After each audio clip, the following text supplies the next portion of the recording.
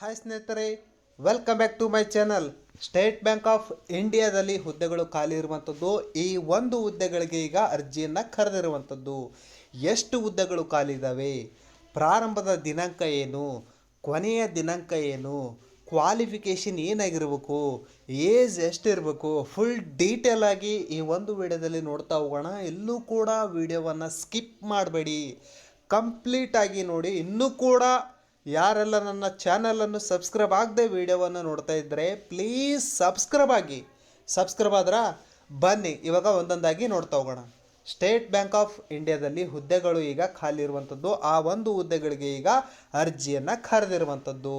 ಹುದ್ದೆಯ ಹೆಸರು ಬಂದು ಜೂನಿಯರ್ ಅಸೋಸಿಯೇಟ್ಸ್ ಅಂತಂದೇಳಿ ಹುದ್ದೆಯ ಹೆಸರು. ಈ ಒಂದು ಹುದ್ದೆಗೆ ಈಗ ಅರ್ಜಿಯನ್ನು ಕರೆದಿರುವಂಥದ್ದು. ಪ್ರಾರಂಭದ ದಿನಾಂಕ ಬಂದು 6/8/2025 ಪ್ರಾರಂಭದ ದಿನಾಂಕ ಆಗಿರುತ್ತೆ. ಅದೇ ರೀತಿಯಾಗಿ ಕೊನೆಯ ದಿನಾಂಕ ಬಂದು 26/8/2025 ಕೊನೆಯ ದಿನಾಂಕ ಆಗಿರುತ್ತೆ. ಆದ್ದರಿಂದ ಎಲ್ಲರೂ ಕೂಡ ಅಪ್ಲಿಕೇಶನ್ ಹಾಕೋದಕ್ಕೆ ಶುರು ಮಾಡಿ.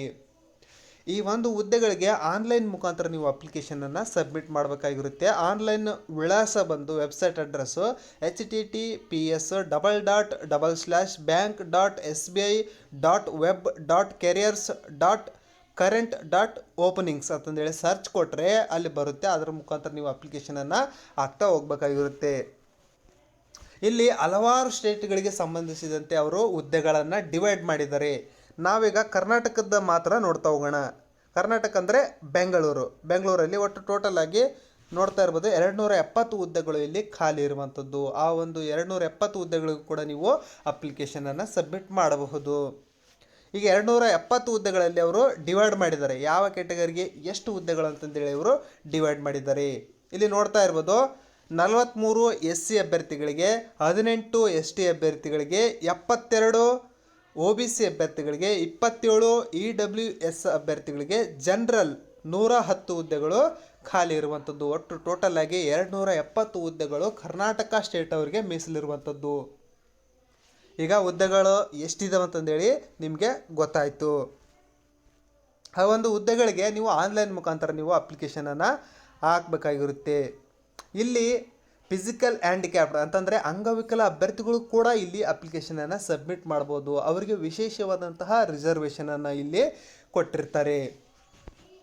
ಇಲ್ಲಿ ಏಜ್ ರಿಲ್ಯಾಕ್ಸೇಷನನ್ನು ಕೂಡ ಕೊಟ್ಟಿದ್ದಾರೆ.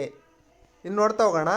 OBC ಅಭ್ಯರ್ಥಿಗಳಿಗೆ 3 ವರ್ಷ ಏಜ್ ರಿಲ್ಯಾಕ್ಸೇಷನನ್ನು ಕೊಟ್ಟಿದ್ದಾರೆ. ಅಂತಂದರೆ 20 ವರ್ಷದಿಂದ 28 ವರ್ಷದೊಳಗಿನ ಎಲ್ಲ ಅಭ್ಯರ್ಥಿಗಳು ಕೂಡ ಈ ಒಂದು ಹುದ್ದೆಗಳಿಗೆ ನೀವು ಅಪ್ಲಿಕೇಶನನ್ನು ಸಬ್ಮಿಟ್ ಮಾಡ್ಬೋದು. 20ರಿಂದ 28 ವರ್ಷದೊಳಗಿನ ಎಲ್ಲ ಅಭ್ಯರ್ಥಿಗಳು ಕೂಡ ಅಪ್ಲಿಕೇಶನನ್ನು ಸಬ್ಮಿಟ್ ಮಾಡಬಹುದು. ಇಲ್ಲಿ ಕೆಲವೊಂದಷ್ಟು ಅಭ್ಯರ್ಥಿಗಳಿಗೆ ಏಜ್ ರಿಲ್ಯಾಕ್ಸೇಷನನ್ನು ಕೊಟ್ಟಿದ್ದಾರೆ. OBC ಅಭ್ಯರ್ಥಿಗಳಿಗೆ 3 ವರ್ಷ ಏಜ್ ರಿಲ್ಯಾಕ್ಸೇಷನನ್ನು ಕೊಟ್ಟಿದ್ದಾರೆ. SC ST ಅವರಿಗೆ 5 ವರ್ಷ, PWD ಜನರಲ್ ಅವರಿಗೆ 10 ವರ್ಷ, PWD OBC ಅಭ್ಯರ್ಥಿಗಳಿಗೆ 13 ವರ್ಷ, PWD SC ಆ್ಯಂಡ್ ST ಇಂತಹ ಅಭ್ಯರ್ಥಿಗಳಿಗೆ 15 ವರ್ಷ ಏಜ್ ರಿಲ್ಯಾಕ್ಸೇಷನನ್ನು ಕೊಟ್ಟಿರುವಂಥದ್ದು. ಎಲ್ಲರೂ ಕೂಡ ಅಪ್ಲಿಕೇಶನನ್ನು ಸಬ್ಮಿಟ್ ಮಾಡಬಹುದು. ಈ ಫಿಸಿಕಲ್ ಹ್ಯಾಂಡಿಕ್ಯಾಪ್ಡ್ ಯಾರು ಇರ್ತಾರಲ್ವ, ಅಂಗವಿಕಲ ಅಭ್ಯರ್ಥಿಗಳು 40ರಷ್ಟು ಅಂಗವಿಕಲತೆಯನ್ನು ಹೊಂದಿದವರು ಮಾತ್ರ ಎಲಿಜಿಬಲ್ ಆಗ್ತಾರೆ. ಬಿಲೋ 40ಕ್ಕಿಂತ ಇರುವಂತಹ ಅಭ್ಯರ್ಥಿಗಳು ಯಾರು ಕೂಡ ಎಲಿಜಿಬಲ್ ಆಗೋದಿಲ್ಲ. ಇಲ್ಲಿ ನೋಡ್ತಾ ಇರ್ಬೋದು ಎಕ್ಸಾಮನ್ನು ಕಂಡಕ್ಟ್ ಮಾಡ್ತಾರೆ. ಅವರು ಎಕ್ಸಾಮಲ್ಲಿ ಒಳ್ಳೆಯ ಅಂಕಗಳನ್ನು ಪಡೆದವರು ಅವ್ರನ್ನ ಏನು ಮಾಡ್ತಾರೆ, ಅವರು ಸೆಲೆಕ್ಟ್ ಮಾಡ್ತಾರೆ. ಇಲ್ಲಿ ಎಕ್ಸಾಮ್ ಪ್ಯಾಟರ್ನ್ ಕೂಡ ಕೊಟ್ಟಿದ್ದಾರೆ. ನೋಡ್ತಾ ಇರ್ಬೋದು English language, numerical ability, reasoning ability, ಒಟ್ಟು 100 ಅಂಕಗಳಿಗೆ ಎಕ್ಸಾಮನ್ನು ಕಂಡಕ್ಟ್ ಮಾಡ್ತಾರೆ. 1 ಅವರ್ ನಿಮಗೆ ಟೈಮನ್ನು ಕೊಡ್ತಾ ಹೋಗ್ತಾರೆ. ಇಲ್ಲಿ ನೆಗೆಟಿವ್ ಅಂಕಗಳನ್ನು ಕೂಡ ಕಟ್ ಮಾಡ್ತಾ ಹೋಗ್ತಾರೆ. ನೀವು 4 ಉತ್ತರಗಳನ್ನು ತಪ್ಪು ಮಾಡಿದರೆ 1 ಅಂಕವನ್ನು ಸರಿಯಾದ ಉತ್ತರದಲ್ಲಿ ಕಟ್ ಮಾಡ್ತಾ ಹೋಗ್ತಾರೆ. ಆದ್ದರಿಂದ ನೀವು ಕೇರ್ಫುಲ್ ಆಗಿ ನಿಮಗೆ ಗೊತ್ತಿರುವ ಉತ್ತರಗಳಿಗೆ ಅಷ್ಟೇ ನೀವು ಆನ್ಸರನ್ನು ಮಾಡಬೇಕಾಗುತ್ತೆ. ಇಲ್ಲಿ ನೋಡ್ತಾ ಇರ್ಬೋದು ಹಲವಾರು ಹುದ್ದೆಗಳು ಈಗ ಕಾಲ್ಫಾರ್ಮ್ ಆಗ್ತಾನೇ ಇಲ್ಲ. ಯಾಕಂದರೆ ರಿಸರ್ವೇಷನ್ ನಡೀತಾ ಇದೆ. ಆದ್ದರಿಂದ ಈ SBIಯಲ್ಲಿ ಖಾಲಿರುವಂತಹ ಹುದ್ದೆಗಳಿಗೆ ನೀವು ಅಪ್ಲಿಕೇಶನನ್ನು ಸಬ್ಮಿಟ್ ಮಾಡಿ ಹುದ್ದೆಯನ್ನು ನೀವು ಗಿಟ್ಟಿಸ್ಕೊಳ್ಬೋದು. ಇಲ್ಲಿ ಪ್ರೀ ಎಕ್ಸಾಮಿನೇಷನ್ ಟ್ರೈನಿಂಗನ್ನು ಕೊಡ್ತಾರೆ. ಯಾವ ಅಭ್ಯರ್ಥಿಗಳಿಗೆ SC ST OBC ex servicemen ಮತ್ತು ಅಂಗವಿಕಲ ಅಭ್ಯರ್ಥಿಗಳಿಗೆ ಅವ್ರು ಏನು ಮಾಡ್ತಾರೆ, ಪ್ರೀ ಎಕ್ಸಾಮಿನೇಷನ್ ಟ್ರೈನಿಂಗನ್ನು ಕೊಡ್ತಾ ಹೋಗ್ತಾರೆ. ಇಲ್ಲಿ ನೋಡ್ರಿ, ಇದು ಸೆಂಟ್ರಲ್ ಗೌರ್ಮೆಂಟ್ ಹುದ್ದೆ ಆಗಿದ್ದು ಹಲವಾರು ಅಭ್ಯರ್ಥಿಗಳು ಪಾರ್ಟಿಸಿಪೇಟ್ ಮಾಡಿರಿ. ಯಾಕಂದರೆ ಸೆಂಟ್ರಲ್ ಗೌರ್ಮೆಂಟ್ ಹುದ್ದೆ ಸಿಕ್ಕರೆ ನಿಮಗೆ ನಿಮ್ಮಷ್ಟು ಲಕ್ಕಿ ಯಾರೂ ಇರಲ್ಲ. ಆದ್ದರಿಂದ ಎಲ್ಲರೂ ಕೂಡ ಅಪ್ಲಿಕೇಶನನ್ನು ಸಬ್ಮಿಟ್ ಮಾಡಿ. ಈ ಒಂದು ಹುದ್ದೆಗೆ ಸ್ಯಾಲ್ರಿ ಎಷ್ಟಿದೆಯಪ್ಪ ಅಂತಂದರೆ 24,050 ಬೇಸಿಕ್ ಪೇ ಸ್ಯಾಲ್ರಿ ನೀಡ್ತಾರೆ. ಬೇಸಿಕ್ ಪೇ ಅಂತಂದರೆ HRA TA DA ಎಲ್ಲ ಸೇರಿಕೊಂಡು ನಿಮಗೆ ಮೋರ್ ದೆನ್ 45,000 ನಿಮಗೆ ಸ್ಯಾಲ್ರಿ ಸಿಗ್ತಾ ಹೋಗುತ್ತೆ ಪ್ರತಿ ತಿಂಗಳು. ಆದ್ದರಿಂದ ಎಲ್ಲರೂ ಕೂಡ ಡೀಟೇಲ್ ಆಗಿ ನೋಡ್ಕೊಳ್ಳಿ. ಇಲ್ಲಿ ನೋಡ್ತಾ ಇರ್ಬೋದು, SC ST ಅಭ್ಯರ್ಥಿಗಳಿಗೆ ಯಾವುದೇ ರೀತಿಯಾದಂತಹ ಅಪ್ಲಿಕೇಶನ್ ಫೀಸ್ ಇರುವುದಿಲ್ಲ. ಅದೇ ರೀತಿಯಾಗಿ ಜನರಲ್ಲು OBC EWS ಅಭ್ಯರ್ಥಿಗಳಿಗೆ 750 ರೂಪಾಯಿ ಅಪ್ಲಿಕೇಶನ್ ಫೀಸ್ ಇರುತ್ತೆ. ಅದನ್ನು ಕಟ್ಟಿಬಿಟ್ಟು ನೀವೇನು ಮಾಡಬೇಕಾಗುತ್ತೆ, ಆನ್ಲೈನ್ ಮುಖಾಂತರ ನೀವು ಅಪ್ಲಿಕೇಶನನ್ನು ಸಬ್ಮಿಟ್ ಮಾಡಬೇಕಾಗಿರುತ್ತೆ. ಅದಾದ ನಂತರ ಅಪ್ಲಿಕೇಶನ್ ಸಬ್ಮಿಟ್ ಮಾಡಿದ ನಂತರ ನೀವೇನು ಮಾಡಬೇಕು, ನಿಮ್ಮ ತಯಾರಿಯನ್ನು ನೀವು ಶುರು ಮಾಡ್ಕೊಳ್ಬೇಕು. ಪ್ರತಿದಿನ ಪ್ರತಿಯೊಂದನ್ನು ನೀವು ಕಲಿತಾ ಹೋಗ್ಬೇಕಾಗುತ್ತೆ. ಇಂಗ್ಲೀಷ್ ಲ್ಯಾಂಗ್ವೇಜು ಮತ್ತು ಮೆಂಟಲ್ ಎಬಿಲಿಟಿ, ಆ್ಯಪ್ಟಿಟ್ಯೂಡು, ಈ ರೀತಿಯಾಗಿ ನೀವು ಡಿವೈಡ್ ಮಾಡಿಕೊಂಡು ಡೈಲಿ ಓದ್ತಾ ಹೋದರೆ ನಿಮಗೆ ಆರಾಮಾಗಿ ಜಾಬ್ ಸಿಗುತ್ತೆ.